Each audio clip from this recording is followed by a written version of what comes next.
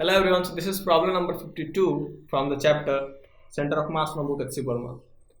Here, this is also the continuum of the previous question, but the situation here is that initially there was equal force on both mass M1 and M2, but in this situation, here the force is F2 and here the force is F1. Okay, so what is the maximum elongation in the spring that will suffer? Okay. So what we will do here, initially we could very easily solve because center of mass was not moving at all. But here center of mass is also going to accelerate because the net external force on the system is going to be F2 minus F1 if F2 is greater than F1, or considering this as positive axis, so F2 minus F1.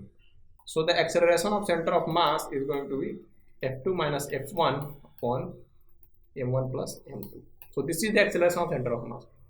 So in earlier problem, that is in question number 51, we could very easily solve because center of mass, the position of center of mass was not shifting, but here the position of center of mass is shifting. So what we will do here, that we will go to the frame of reference of center of mass, then we can say that center of mass is at rest, and then very easily we can solve the dynamics.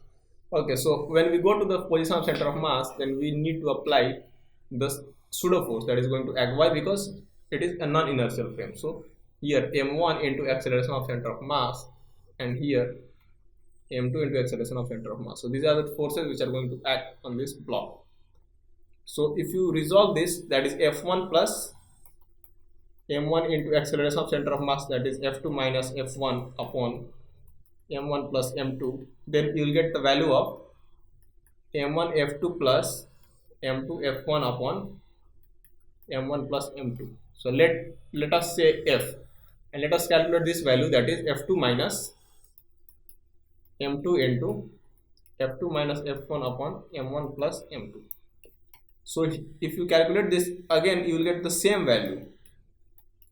I am not doing this calculation, this you can do. You will get the same value. Means what is going to happen, that if we are going to the reference of center of mass, then the force which are going to act on this is F,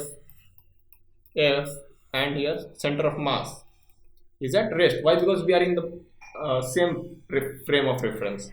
Okay, so now it has become the previous question, that is 51. So what is the maximum elongation? So maximum elongation was 2a by k. So this will be the answer, 2 by k into F. So what is F? M1 F2 plus M2 F1 by M1 plus M2. And what is x1 and x2? So x1, the elongation of mass 1 is equal to M2 by M1 plus M2 into 2F by k, and where F is this thing, and x1 is equal to M1 by M1 plus M2 into 2F by k. That's all. But here it is not asking, it is only asking about this thing. So this is not valid. Okay, so this is not valid because this is the movement with respect to the center of mass, and the center of mass itself is moving. So with respect to ground, they are going to move something differently. So that is the reason it is not asking the question. So we are not going to solve. So if you want to solve, we can get this. So this is the displacement with respect to the center of mass, and we'll calculate the displacement of center of mass. Then we can very easily get the displacement of individuals with respect to ground. So that is different thing which is not asked in this question. So this is the thing which has asked in this question, and very easily we could get this.